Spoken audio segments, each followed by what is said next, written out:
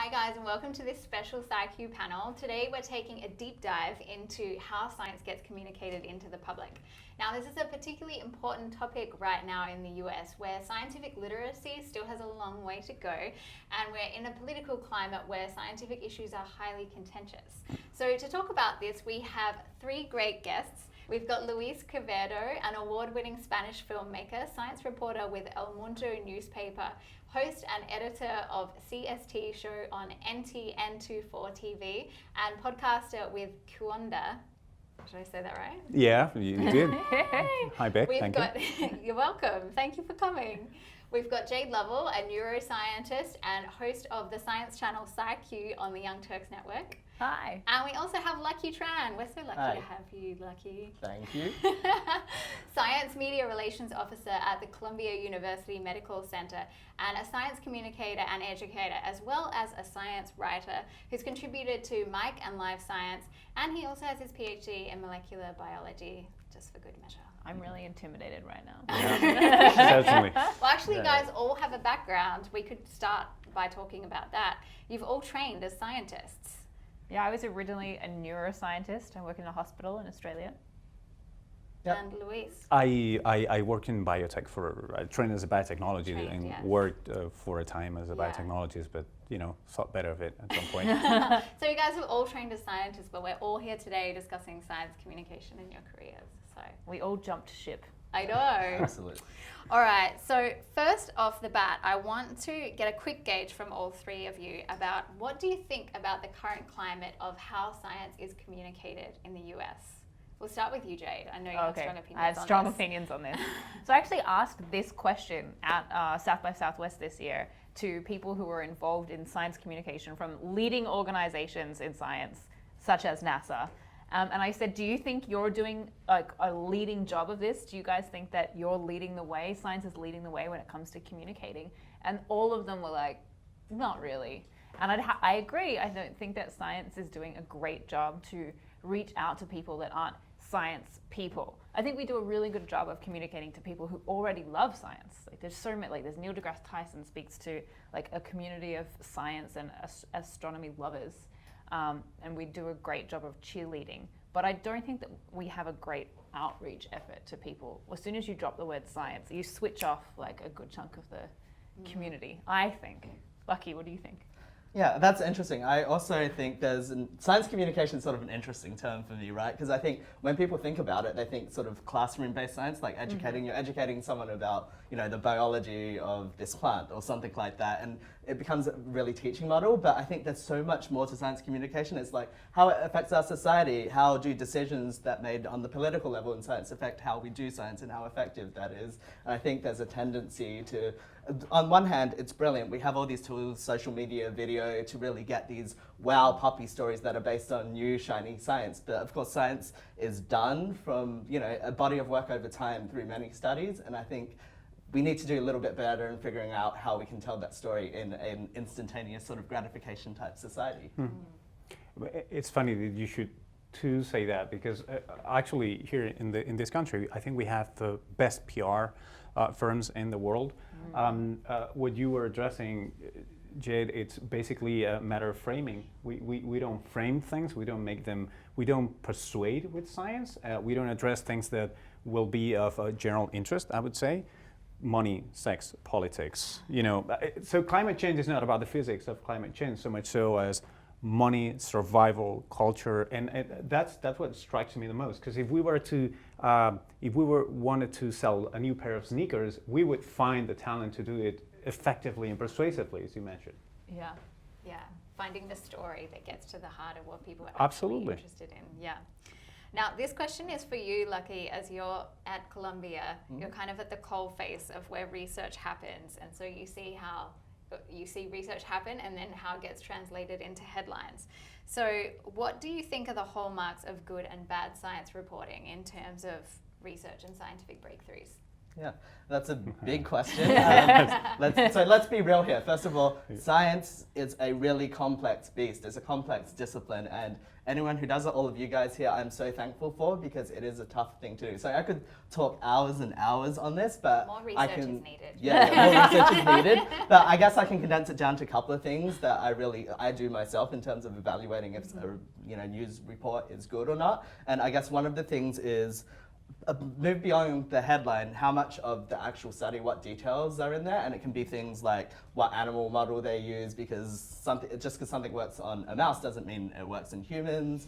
What journal did they publish? Is it peer reviewed? Because that's a process where we use to vet science, and not everything that's reported is peer reviewed. It might come from a conference. And then looking outside of that, what context is there for the study is the number 2 thing that I look for. So are there other expert comments of people who weren't involved with the study? What are there other journal articles or the history of the research mentioned there? And what do the scientists who did the paper, because in the paper there's always a section on limitations, etc. Are they mentioned in the study? And the third thing that we don't always talk about, which I think is as important, is the tone of the story and the type of the story. Because I think, again, it's not just about covering shiny new science, it's about putting it in context to your audience. How does this affect the personal decisions they make in their lives? How does this affect the vote that they're going to lodge in a couple of weeks' time? How does this affect the policies that politicians and people at national health organizations, how does that affect that? And sometimes reporting leaves that out, and I think that's almost the most crucial thing, even as crucial as the facts that are presented. Yeah, I would love to see science reporting end every article with kind of like how this affects you, how big the study was, how strong the results were, and whether it was peer reviewed. Just like all in one thing, like this did or did not come from a peer reviewed journal. Like I think that would help people to, when we say things like chocolate linked to cancer, it's chocolate like, makes you sure, chocolate linked to like obesity, great, but how strong was the link? How big was the sample size? And what does that actually mean for you in your life? Can I quickly big up a couple of sites who do that? Because there are, so news organizations with the news cycle, they don't always have the resources to this, so this is why one of the problems aren't of why trained that in happens. this. I used to be a general news reporter, started out as a cadet, and no one ever trained me to do that, to how to actually do a scientific report, learn about peer review and, how it weighs up against other research. It's just like, here's some new research. Exactly. Go and make a report on it. So sorry. So what I was just going to quickly say is like there are a whole bunch of other sort of organizations, sometimes from these national health councils or scientific bodies. In the UK, they have the NHS, the National Health Service, CRU UK, Cancer Research UK. We have Health News Review. There are a whole bunch of sites who say, oh, there was a study on chocolate linking it to memory, and it says, was this peer reviewed? So there's an infrastructure now that we have online that we can address those problems that help. Yeah, it's good that it's there. It's annoying that you have to actually go and check it out. Because I didn't even know that, so a lot of people don't know. Exactly. Yeah. Okay. This one is for Jade. The war between science and the anti-science forces has been getting a lot of focus in the media. Yeah. How do you think that science reporting should be neutral always? It's hard for any reporting to be neutral because everyone tries to look at what they're reporting on through the lens of, through their own political lens. So it's hard for anyone to comment neutrally on anything as a news outlet, particularly today when, every news outlet has their own agenda that they're promoting and their own audiences that are seeking that. But I think it's interesting how science has become so polarized. It never used to be that way. For example, climate change in the early 2000s, it was an equal number of Democrats and Republicans that believed in science, in the science of climate change, or global warming as it used to be. So it was kind of not a political issue. Everyone accepted it at a roughly equal level. And then it's only in recent time when Republicans have started rejecting the science, not what we should do about it, but the science behind climate change. And then it didn't help that movies like An Inconvenient Truth had a very prominent Democratic face behind them. So it became this political issue rather than a fact-based issue. So I think science needs to try to avoid getting tangled up by putting these really prominent, if you're going to have a Democrat, you should also have a Republican saying the same thing. So we have to be really careful that issues that should be fact-based don't get tangled up in politics. What do you think, Louise? It's a funny contrast because I've spent 7 years in this country. Prior, I was in Spain, in Europe, and there, like, you would need like half an hour to explain to somebody that climate change is an issue. Like, what do you mean an issue? Like, it's scientists, it's proof. So what's the point with it? So I tend to see the science anti-science debate as something somewhat cosmetic, like laid on top of the science. I do believe that we have limited power over actually addressing that. Once it's a Democrat versus Republican, it's lost to science, I believe. So we would, I believe, do much better if we try to put our chips, on a different number. Probably move away from it, because when there's lengthy and extensive psychological research sort of supporting the idea that when somebody's convinced about something and it's a tribal issue, so either I'm blue or I'm red, there's no amount of sheer data papers that you can throw at him or her that will make him change his mind. So I don't know, I'm confused. I tend to avoid that, and I'm to blame for that. You avoid climate change, or you avoid? No, I avoid the controversy. To me, there's no controversy. I Yeah. do report on a daily basis. I have a daily TV show. I do a lot of stories about climate change, and I take it as a given. It's the word. Just It's facts. the way it is. And if somebody says something that I think it's wrong, I may call the attention to that or just plain ignore it. Like I don't care about that. The science is clear. Yeah, I like it. But Do you ever get tempted, Lucky, when you're writing a science story to put your opinion in there? Or Well, like to yeah, let maybe me- not your opinion to kind of like mask your Colombia opinion. allowed for that? I Well, think, this is more in your freelance writing, not in your so role. Like obviously I wear lots of different Yeah. hats, and I think as a journalist, your primary service is to try to report reality and fact, right? Yes. And so it's hard to insert opinions in there. Of course, there's an interesting thing happening in journalism now that it's gone off paper and it's on digital sites, is that there are op-ed opinion columns, and that sort of gets mixed in, and that affects how people receive things. So sometimes they say, climate change denial might be an op-ed, and people might take that as fact, and so that's a problem. But when I'm put on the reporter freelance science writing hat, I don't think you can do that. On the other hand, if we're talking about scientists, can they become advocates when they're doing their science communication? Yes, like you're interviewing someone, they can be advocates if, but you should separate where that's your personal opinion in your interview and what is the actual science. So climate scientists can say, these are the facts, this is what I've been studying, and then say, this is what I think we should do about it, but I'm saying that as an advocate. So as long as you separate the two, then that works. Luis, as a science reporter, do scientists have a responsibility to laymen, or should their communication skills be kept specifically for publishing papers? Wow, definitely the latter, because they must publish, right? Otherwise they can't make a living. I do believe that they have a responsibility to be open to communicate and to sort of explain, have a degree of transparency, especially if they're getting public money. That's really important. So I really appreciate that they're open to me, to give me 30 minutes of their precious time so that I can report something. I'm happy with that. On the other hand, I tend to think that there are plenty of scientists that sort of rush to do public communication, and that might even backfire sometimes. If you don't do it the right way, it could be really disastrous. And if, in PR, like, you cannot fail, I believe. Do you think it's the scientists or maybe the institutions that they're working for, the PR departments, who are pushing them to maybe I go forward before? do know of a lot of really enthusiastic Right. scientists that want to spread the word about the big love they have for science, which is awesome. But if you're not trained nor have the natural disposition to communicate beautifully, you might do more damage than good. Yeah. Now, but please do go and communicate. I don't mean, I don't want to coerce nobody here. But I think it's a problem sometimes. A lot of people will know the example of Kevin Folter and the GMO. He was the GMO scientist, and he accepted money on behalf of GMO and agricultural companies to promote. He was already doing this before he took money. It's not like he changed his views, but as soon as he was tied in with that money, like, you accepted money from agricultural companies, your science You're dead. now is assumed to be biased. Sure. And then he went out and he made fake personas online to, like, advocate for himself. So he wasn't the only one in this sea of hatred that was trying to speak, from his point of view. And then he got busted for all of that. And so he was a great scientist with wonderful research, but his credibility was ruined because he wasn't trained how to communicate, and he did all the wrong things and then got found out. So it can really backfire, and that's almost ruined his career. Poor Kevin. What do you think, Lucky, with researchers who aren't like that guy? Do you think that they should be their focus should be on doing the science and not the communicating of it?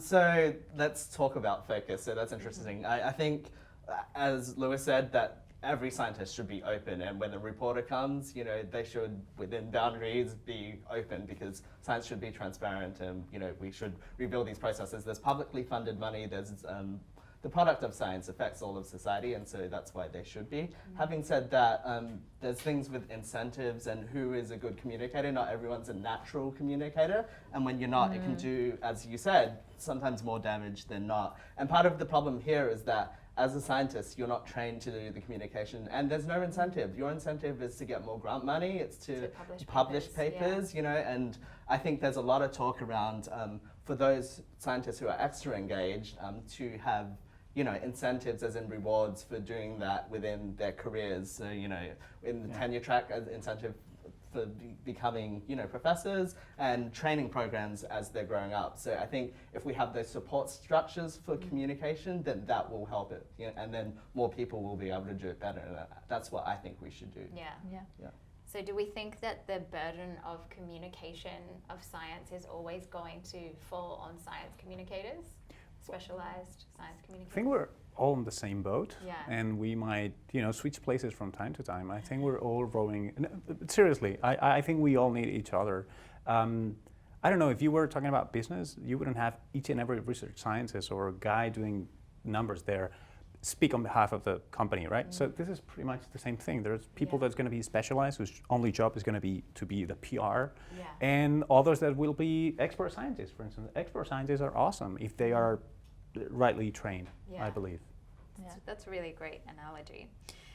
Okay, moving along. So, Luis, you've made 2 documentaries. The most recent is called In Search of Lost Future.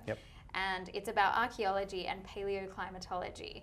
Do you believe that filmmaking is going to be taking a greater place in educating the public in the future, now that we see media is just kind of blowing up in terms of streaming?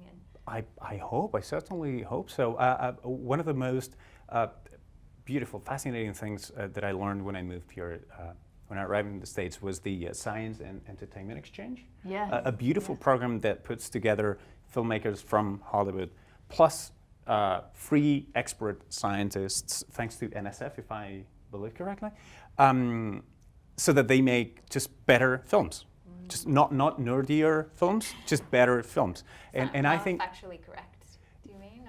What I mean is, this thing about those 2 ways of interpreting what science does to your understanding of or appreciation of the universe. You can, a lot of people think that it's somewhat drier and that you only look at the math and you don't enjoy things. I'm on the other side, and as you probably are, it's just all the more beautiful because you understand more and you appreciate more. I think the same can be said for radio, TV, and certainly film. You can do even better films if you know more about the universe and know more about science. Certainly for my films, which are somewhat documentary and somewhat fictional, speaking, talking, telling stories about science has done a great deal of good for the audience. I believe. I don't know. What do you guys think? I loved your example of the Science and Entertainment Exchange. So in Star Trek, I think it's is it Star Trek where they hide behind Neptune? They hide behind a planet, and then the use of wormholes. Super nerd trivia going on. This is like a nerd. Sorry, we're all terrible. Not tracking. But and the idea of wormholes, all of those things were science concepts that the writers of fiction didn't know about until they were dealing with scientists that explained okay, so how could this really hot spaceship hide from advanced technology? Oh, we'll just hide it behind a planet, and the writers are like, that's brilliant. I never would have thought of that. And it was the scientists that kind of improved on their storytelling and their fiction because they know how it works. So I think that the Science and Entertainment Exchange and scientists getting involved in the arts in general can really make the arts a better place. They can advance the narrative, make good stories. I think it's really cool. Okay, this one is for Lucky and Jade. Now, do you guys believe that now is the best time for science creators and new media science journalists? Go. Yeah, absolutely. No, So, yes. I think so. One thing I'm really excited by is the democratization of creating content. I think that's the most powerful thing, because as I was saying before, you remember that scientists, it's not in their training to do communication. But now what's changed is that we have social media. Scientists tweet experiments or tweet opinions on political issues that involve science to try to inform the public. You know, they tweet along to TV shows like Cosmos, which sort of gave people another sort of ladder towards understanding more about the topics mentioned that you can't fit in a TV show. And on video creation, we have all these previously expensive tools where people can get out in front of an audience directly. So I think, yeah, it's new media and the tools that we use to produce it is vastly democratizing science, which, it should be something that not a small portion can access or, you know, understand. So to be able to, you know, we have Nobel Prize winners at Columbia, and previously it would be hard to access them. Now we can start a Facebook live stream, we can ask them questions. There'll be audiences from around the world asking a Nobel Prize winner about, you know, complex biology. That to me is amazing. And I gotta say myself, I owe my whole career and movement around the world to being able to learn about things, because I could talk with scientists overseas, and I thought, oh, can I do a PhD? I can do a PhD at a fancy place, you know, and then, you know, that sort of helped me. So I think I'm so excited by, you know, the new forms and technologies that we have available. And that's how we met you, is because like through Twitter. All about networking. Yeah, exactly. I was like, Yeah. who is this guy? He's Yeah. like, doing all the tweets and like, You're so right about not knowing what's out there. It was like, you know, growing up in Australia, the idea of ever which going all to of Harvard, us did, by the way. All three of of us. us. Yeah. Experts. and then Sorry, Louise. Spain. Yeah. Yeah. So like when you were growing up, did you guys think that like, oh, it's a reasonable expectation that I will go to Harvard? Certainly no. Yeah, it was just like this Absolutely. foreign world. Yeah. And so I think now with social media, it's like oh, I could win a Nobel Prize if that guy can do it. Like, and because we're You're not exposed to gonna them, fly. you know. Yeah. So it's you can be inspired because social media makes these places and these people and these awards and these events more accessible. Yeah. Lucky, who are some scientists? There's probably some from Colombia who people should follow if they want to read tweets about experiments and stuff.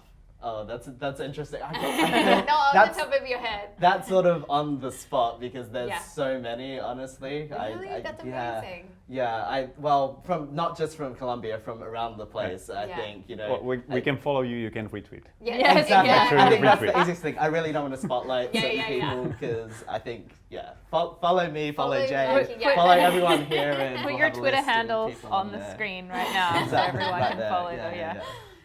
Jade, you're a new media creator. Mm-hmm. Can you talk a little bit about your experience and how you think that, you know, you've been able to foster excitement in science Well, through new media? we are really lucky because we work with the Young Turks and part of the Young Turks network. So we already inherently have a political focus, so how science interacts with politics. And I think that no one else out there is doing that, and no one else out there has an opportunity to do that, I think. It helps that YouTube has made it possible for such a conversation to happen. I would never have, growing up, thought, I'm going to make a show about science and politics. Yeah, But it's amazing. because of YouTube and because of like this is being shot right now in the YouTube space in New York City, so thank you to YouTube. But it was that combination of YouTube providing the space and coming up in the last 10 years, the Young Turks Network being accessible, that has created something, this channel, that no one would have thought to have done in the past, and it wouldn't have been possible to do in the past. Like, no one would have ever funded a television show that's just focused on science and politics. But because of YouTube, it's possible. And you do a lot of podcasting as well, I do, which yeah. is something that wasn't around, you know, which wasn't around 20 years ago, 10. It was around 10 years ago. Let's say 10, yeah. But like, what's your experience being my in experience, audiences? new media, it's been amazing. I used to podcast for Science Friday for some time. I did it in Spanish, and I would produce in Manhattan, and I would reach audiences in Argentina, Mexico, New York, LA, Spain, Denmark, I don't know, everywhere. That's almost impossible to imagine, especially in radio or TV just a few years back. But there's something else to that I think it's amazing, which is we have a nice blend and mixture of different media here. What I think is really awesome for science storytelling right now, or science communication in general, is that we get to do transmedia. We get to start a debate here and maybe link through our Twitter to a podcast and then read an article. And so we can go much, I think, further than what we did in the past with just the 50-minute TV show, which I'm a legacy media still. That's what I do for my bread and butter, but you know. Not legacy media. It's not the legacy. word. I love that. Transmedia. Yeah, transmedia. The idea of like you're tweeting whilst you're watching TV and like Googling whilst you're listening to a podcast. That's really cool. Yeah. For the audiences out there who want to work in science communication or are more interested in being influential and gaining their own audiences, what would each of your advice be to budding science communicators? Oh, Lucky? Yeah. Why not? I think just get out there and do it. You know, it's a do culture nowadays. You have the tools to do it. You know, think about, what sort of audience you want to cultivate, and then use what you're passionate about, because you've got to speak about what you're passionate about and what you're knowledgeable about. But once you have that, then I feel like it's quite easy to get out there and build, a community around yourself. So that's what's really exciting. Yeah. Yeah. I'd second that. Just start a lot of the time, because you learn as you go. But once you've started, then you're committed to improving. So invest in like places like this and places like YouTube teach you. They have all the resources are out there for everyone to learn how to be a better podcaster, how to be a better presenter, how to operate a camera. It's all out there. So start and then start learning. And as long as you're talking about something you're passionate about, keep going, and you'll just end up growing an audience and making really good content. For those who might be puzzled about how to do that, I would encourage them to copy. All the good communicators started copying, and then they found their voices. So that should be something. Who did you No copy from? shame. Who did you copy I'll from? tell you off camera. Now, what about you've all trained as scientists. What about people who want to do science communication but they haven't trained as scientists? Do you think they can still be science communicators? Science should be accessible. Anyone can go on Google Scholar and look up publications and look up all the best research. It's all out there now. A lot of it, some's still behind the paywall, but most research is accessible to everyone. And science reports is not like it's written in a foreign language. Like anyone can go and read a paper. You can show up at a science conference. Science should be accessible. But I think because things like science and law, I think people don't think they can go and actually read the laws. They need a lawyer to translate. You can go and read these things yourself. So I think just if you look at, things published in the last 30 days, you'll find an amazing treasure trove of incredible discoveries about the way the world works, any one of which would make an awesome article, video, podcast. So if you're just interested in science and you want to communicate it, you don't have to be classically trained and go through a 4-year degree in science, I believe. It's all out there on the internet now, so just start reading.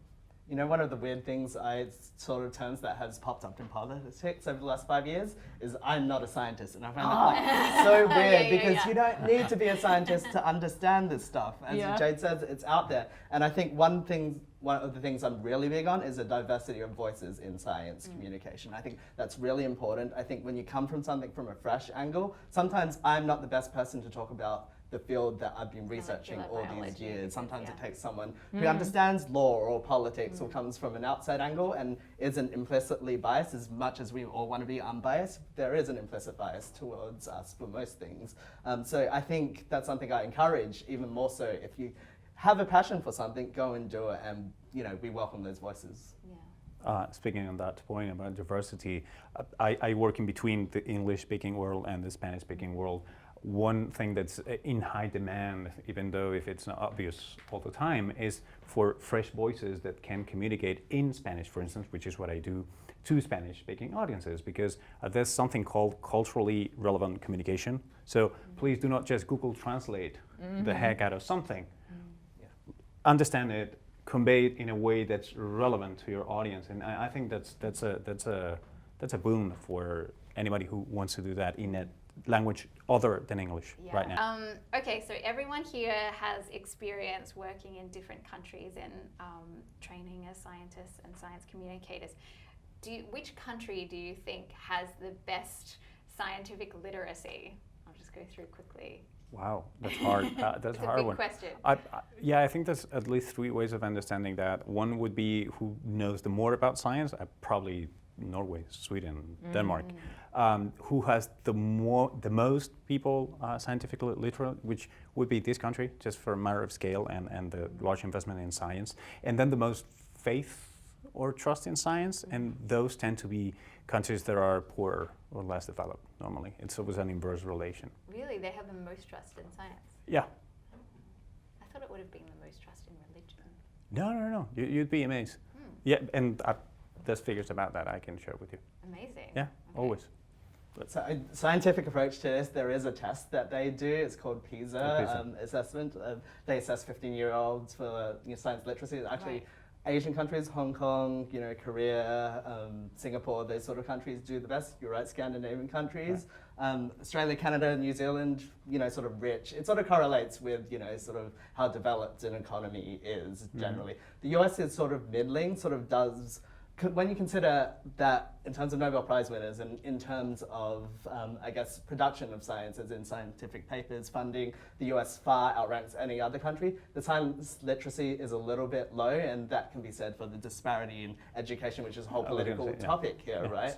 And there's another sort of angle to this, which you also touched upon, which I find is interesting. In terms of public trust, so Pew Research does a whole bunch of social research on people's opinions on different issues, and in terms of what sort of jobs people trust in society, guess who ranks first? Oh. Scientists. And No doctors. way. Yeah. Doctors. Guess who ranks Car least? salesman. You guess who ranks least? Politicians. Politicians, Yeah, and right. media is actually down there too. Yeah. So all of this sort of public distrust, it's not just about literacy. It's when you sort of come up with certain issues like GMOs, climate change, vaccines. So people trust scientists, but when it comes into opinions on what we should do about these things, there's a 20-point disparity between what scientists think we should do and what the public thinks we should do. So a lot of that it's not just about literacy, it's about how much you take science into your worldview and your decision making, right? Yeah. I would add to that, it's like there's a divide between literacy and interest in. So I think sometimes when we focus on literacy, then we focus on, our science literacy is low as a nation. We need more STEM education. We need to force it down the throats of kids, which I don't think is actually a good thing. It should be more about who's the most interested and passionate and enjoys doing science the most. Inspired. Who's the most inspired.